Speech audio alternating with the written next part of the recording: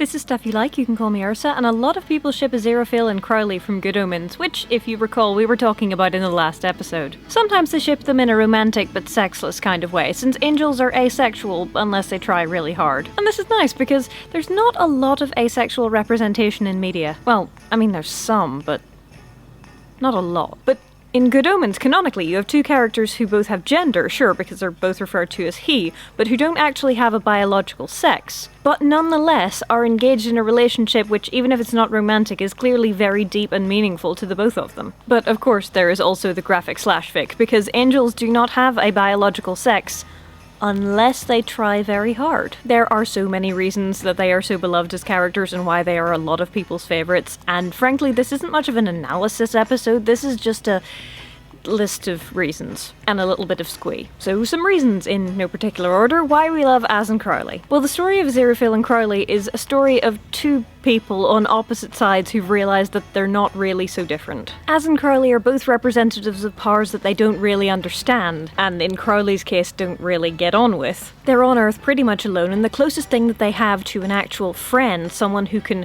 commiserate with them over being a supernatural being on an Earth filled with humans, is their opposite number. We don't see Crowley and Aziraphale developing the agreement, it just comes to us as part of who they are, and that banding together in the face of management's ineffability is kind of endearing. That sense of shared similarity is everywhere in Good Omens. There are parallels between characters, there are parallels of those parallels, the good characters parallel the evil characters, the humans parallel each other, everything is parallel. The whole book is about how similar we are underneath the skin. And that banding together in the face of shared similarities and that development of relationship brings up another question.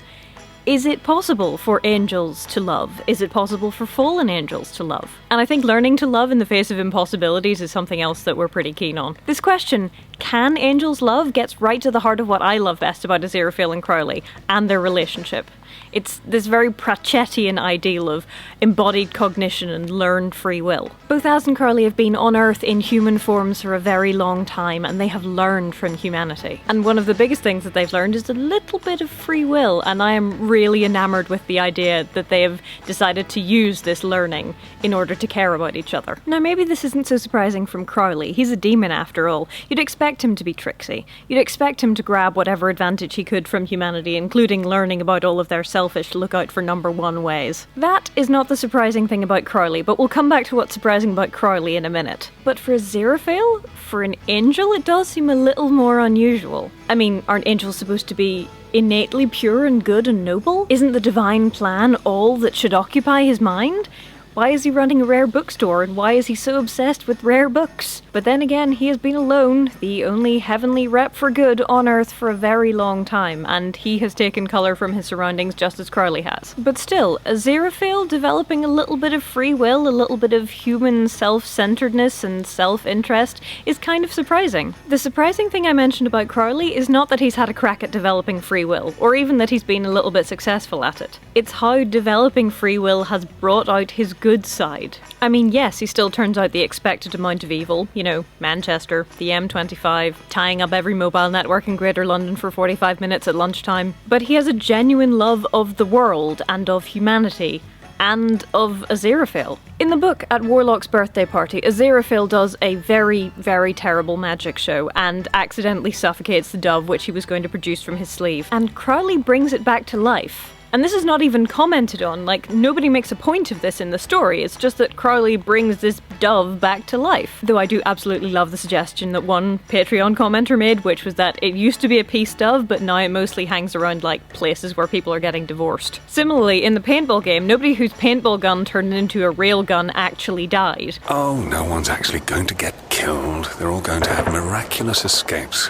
Wouldn't be any fun otherwise. Crowley might have some skill at being a demon, but Crowley is much less evil than he lets on. And I mean, seriously. Aziraphale, deep down inside, you are just enough of a bastard to be worth liking. If that's not a declaration of genuine love and affection, then I don't know what is. One of the reasons we love Aziraphale and Crowley and their relationship, whatever it is because The reason they have a relationship is because they've become a little bit human. And as I said last time, Good Omens would like us to know that humanity is a good thing and human is a good thing to be. Also, that whole scene where they get hideously drunk and Crowley tries to explain the bird and mountain metaphor is just amazing and beautiful. Thanks for watching this "oh, it's so adorable, aren't they sweet" kind of rambling episode of Stuff You Like. We will be back next time with a more usual review type episode. In the meantime, liking, sharing, subscribing, and patronizing. Those are all things you can do if you want to.